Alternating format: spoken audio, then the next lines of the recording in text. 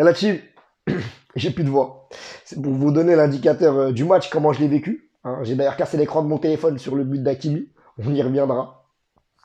Et donc le Maroc fait match nul contre le Gabon et se qualifie. Clairement, dans ce match-là, on peut se contenter de ça. Clairement. C'est vrai que c'était un match en émotion qui était plaisant à voir. J'imagine certainement les supporters d'autres équipes qui ont peut-être vu le match. Ils ont peut-être aimé parce que c'était un match où il y a des rebondissements.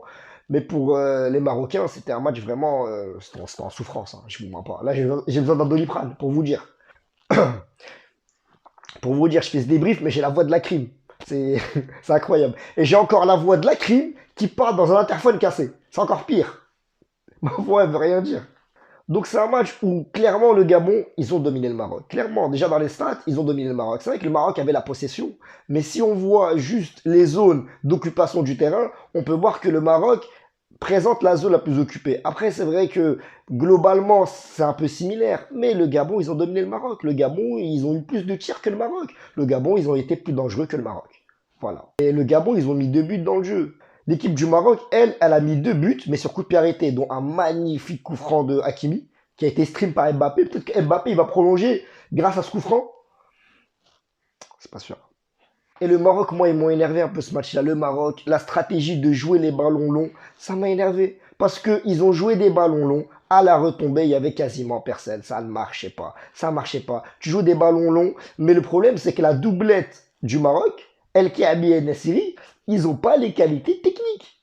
Ils n'ont pas les qualités techniques pour. Quoique quand même, En-Nesyri, on le verra un peu. Mais il est super imprévisible, En-Nesyri. On peut même le voir maintenant. En-Nesyri, c'est un joueur qui est imprévisible. Voilà. Au Paris Saint-Germain, je dis Abdou Diallo, c'est un Naruto Uzumaki. Mais En-Nesyri aussi. En-Nesyri, il est capable de te foirer un contrôle simple.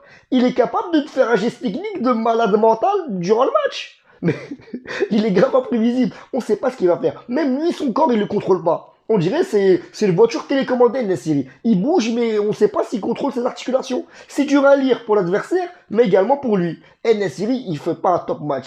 El Kaabi aussi. Offensivement, on n'a pas été efficace. Clairement. Après, le Maroc, qu'il soit pas efficace offensivement, je vais pas dire on a l'habitude. Mais nous, le Maroc, ce qui est reconnu, c'est l'assise défensive. D'ailleurs, le Maroc, en qualification de Coupe du Monde, sur 6 matchs, ils encaissent 2 buts. Et ils mettent 20 buts. C'est quand même une défense solide, c'est une défense qui prend pas de but. Mais aujourd'hui, c'était l'hécatombe. C'était l'hécatombe parce qu'il manquait capitaine Maroc. Il manquait capitaine Saïs. Il n'y avait pas Saïs. On a remplacé Saïs par Chakla. Ça marche pas. Tu remplaces Saïs par Chakla. C'est comme si tu remplaces le Nutella par la pâte à tartiner qui fait le pouce. Ça marche pas. C'est la qualité, c'est pas la bonne. Et heureusement qu'on avait un super goal. Heureusement qu'on avait Mounir. Mounir, il a assuré ce match-là. Franchement, Mounir a fait un bon match. C'est pas le Mounir titulaire. C'est pas Bounou, mais Mounir Ekajoui a été bon. Il c'est certes une doublure, mais il a prouvé que il mérite d'être là, il mérite d'être dans ce parcours. Donc bravo à lui. C'est l'un des tops de ce match d'ailleurs, Mounir. Parce que il n'y a pas Mounir, en première mi-temps, on est facile à 2-0. Et c'est pas le même match. Après, avant d'aborder les tops et flops, la gestion de Vaïd, moi, elle m'a un peu énervé sur un joueur, notamment sur Cher. Ilia Cher, c'est un jeune. C'est un jeune Ilia Cher. Ilia Cher, il sort à la 35e. J'espère qu'il sort pour blessure, même si j'espère pas pour la suite de l'aventure. Mais Ilia Cher, il revient. Il a 21 ans. Quel message tu lui envoies? Quel message tu lui envoies? Il sort à la 35e. Vaïd, il a fait un coaching panique. Il a vu que ça marchait pas. Il a tenté de rentrer un homme fort sur le dernier match, Amala. Amala qui fait pas également un top match. Amala ou Naï, même le milieu de terrain en général, il fait pas un bon match. Il fait pas un bon match. Il fait pas un bon match également parce qu'on les court-circuite. Parce que on va chercher la paire En-Nesyri, El Kaabi en ballon long. À chaque fois que En-Nesyri et El Kaabi ils partent en profondeur, ballon long. Et le Maroc n'est pas autant efficace que quand il joue court. Quand il joue court, quand il joue en appui remise, c'est là où le Maroc est efficace. Mais c'est vrai qu'avec 2 attaquants, t'occultes un peu ce système. Pour la suite de l'aventure, il faut en choisir un, comme dans koh Il faut passer en 4-2-3-1. T'en choisis un, tu densifies ton milieu de terrain, ou tu rentres un ailier, comme un Bouffal qui est titulaire. Bon là, il a voulu faire tourner, manque de chance, ou même beaucoup de chance, match nul. Mais au moins, on a la première place. Mais c'était compliqué. C'était un coaching vraiment risqué de la part de Vaïd. Et Vaïd, il était pas bien ce match-là. On le voit, il était pas bien. Après, sur les top et flops, bien sûr, Chakla. Chakla, c'est le flop du match. On va commencer par les flops, c'est peut-être mieux. Chakla, il fait un match nul. C'est compliqué pour lui. Après, j'ai pas envie de l'accabler parce que on voit, il sort, il est malheureux. D'ailleurs, tant mieux, il va pas sortir avec le sourire, il manquerait plus que ça. Mais Chakla, il fait un match catastrophique. Chakla, il fait un truc d'acrogym ou je sais pas, il glisse. Mais c'est même pas le but qu'on concède à cause de lui que je reproche. C'est que il a rendu nul Aguerd. Parce que Aguerd, à chaque fois, il essaie de couvrir les dingueries de chacun. C'est comme quand toi, t'es à l'école avec un binôme, et le binôme, il est archi nul. Mais il est pas archi nul dans le sens il fait rien, il est archi nul dans le sens que il fait des bêtises. Tu lui dis, tu fais la partie 1, je fais la partie 2, et il fait plus de bêtises qu'autre chose. Donc tu passes ton temps à corriger ses bêtises. Donc tu n'avances pas dans ton travail pratique ou ce que tu veux. Question de vécu. Et c'était pas moi le binôme nul.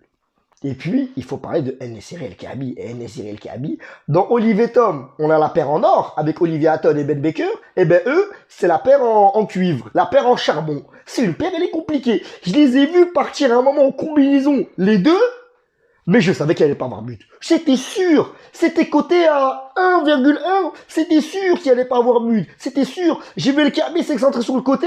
En face à face avec un joueur, il envoie un centre qui finit sur le torse du défenseur. J'ai dit, ça sert à rien. Ça sert à rien. Ils sont partis en combinaison et tout. C'est mort. Et pour vous dire, cette séquence-là, elle est tellement hilarante que quand tu mets une musique de Olivier Tom dessus, t'es hypé. Regardez.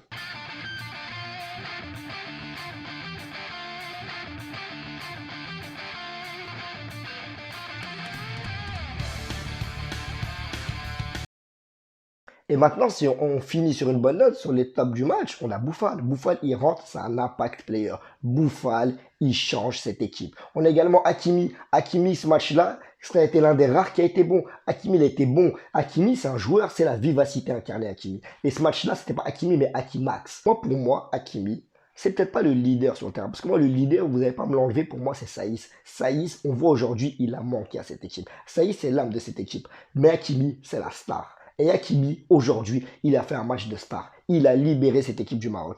Hakimi, c'est une star. Et une star dans le football, c'est quelqu'un qui brille. C'est quelqu'un qui libère cette équipe. On le voit. Neymar, c'est une star. Mbappé, c'est une star. Et ben Hakimi, c'est une star. Et également le fait que le Maroc, il revient un peu de l'enfer ce match-là. Le Maroc, il est mené, il revient, il est mené, il revient. Même pour le mental, c'est bien. Pour le mental, c'est bien. Peut-être que cette équipe du Maroc, il y a une ou deux cannes, elle serait pas arrivée à faire ça. Elle ne serait pas arrivée à faire ça. Maintenant, on passe en huitième de finale. On est content. Ok, on est heureux, mais il faut être mesuré. Parce qu'il y en a beaucoup qui disent le Maroc va la prendre, le Maroc est favori, le Maroc ci, le Maroc ça.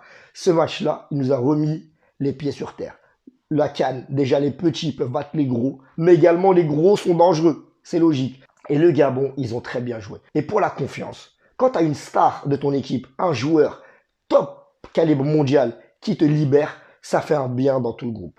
Du coup, cette qualification doit nous rendre plus humbles. Et même si on tombe contre le Malawi ou le Cap-Vert, il faudra les respecter. Si on tombe contre la Tunisie, on sera obligé de les respecter. Mais si on tombe contre le Malawi ou le Cap-Vert, il faudra les respecter. Voilà la team, c'était tout pour ce débrief. On s'attrape pour un prochain débrief sur l'Algérie ou peut-être un live sur Twitch. Ça va dépendre un peu du choix des internautes. Et je vous dis à très bientôt. Mes réseaux sociaux sont sur le côté. Abonnez-vous, likez, commentez, continuez à me donner de la force. J'espère qu'on arrivera bientôt à 1000 abonnés. Salut la team.